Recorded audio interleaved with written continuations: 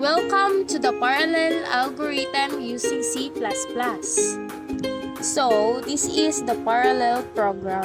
This is the function named SumSerial that takes an integer n as input and returns the sum of all numbers from 0 to n.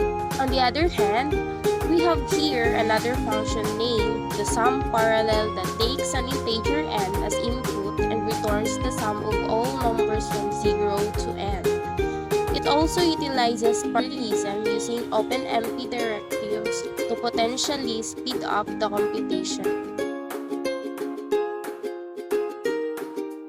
As you can see on this image, it demonstrates a comparison between serial and parallel execution of the SumSerial and SumParallel functions.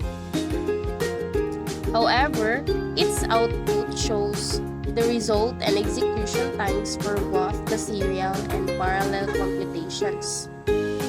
As you can see, the serial result was 987459712, the same as the parallel result. However, the serial duration was 0.140093 seconds, while the parallel duration takes 0.103368 seconds. Therefore, the speed up was 1.35529, indicating that the parallel implementation was faster than the serial implementation. And now, we are going to cite the limitations of the algorithm implemented. So, we face the following limitations when we designing a parallel program. The first is the Amdahl's law, complexity, portability, resource requirements, scalability, and a parallel slowdown. So let me discuss first the Amdahl's law. Amdahl's law provides an upper bound on the speed up that can be obtained by a parallel program. So let us suppose that the processors need an n time unit to complete n operations. And we have a program that have 80 part of parallelizable code and 1 minus p or s unparallelizable part of code.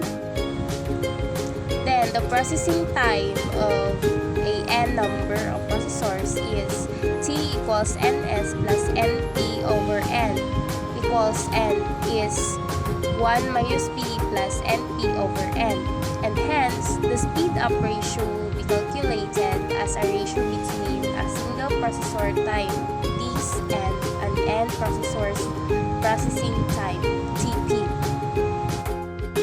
The formula is speed up equals n over n is 1 minus p plus np over n equals 1 minus p plus p over n. Introducing the number of processors performing the parallel fractions of work. The relationship can be modeled by speed up equals 1 over 1 minus p plus p over n. N equals number of processors and S equals serial of fractions. As you can see on the given graph, the blue color here in the graph has a high speed up compared to everyone. It has a 95% speed up. The next is the complexity. The cost of the complexity are measured in every aspect of the software development cycle. First is the design, coding, data dependency, race conditions, debugging, tuning, and maintenance. So as you can see, there is an example above. This is an example of an RE code. So how to handle data dependencies? Distributed memory architectures communicate required data at synchronization points. Shared memory architectures synchronize write or read operations between tasks. So I have here a thread A and thread B. And thread A, 1A read variable V, 2A add 1 to variable V, 3A write back to variable V. While in thread B, 1B read variable V and 2B add 1 to variable V and 3B write back to variable V. The next limitation is the synchronization. Our program often requires serialization of segments of the program. Second, synchronization is the solution for the above problems. And the third one, to implement synchronization, we use barrier, locks, synchronous communication operations. The next limitation is portability.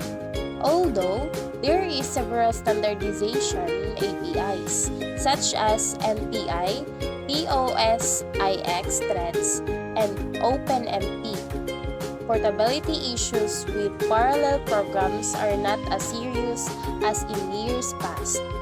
However, operating systems can play a key role in code portability issues. Hardware architectures are characteristically highly variable and can affect portability. Resource requirements. The primary